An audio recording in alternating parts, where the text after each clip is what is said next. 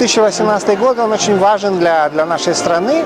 Это столетие со дня современной Румынии. Это год объединения всех румынских провинций. Румыния стала независимым государством в 1859 году. Но этому посвящены некоторые книги и альбомы с исторической тематикой. Книги, которые показывают развитие нашего государства как территориально. Вот у нас есть книги по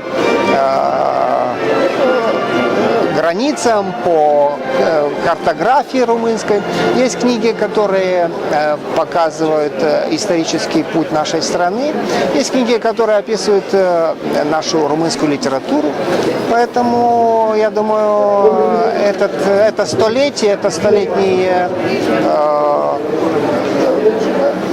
мы его называем по-латински «чентенар», довольно хорошо представлено в нашей истории.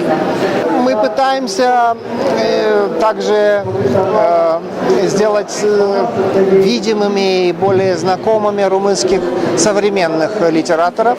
И для этого мы издали вот такой маленький буклет с несколькими представителями румынской литературы, тоже на белорусской мове.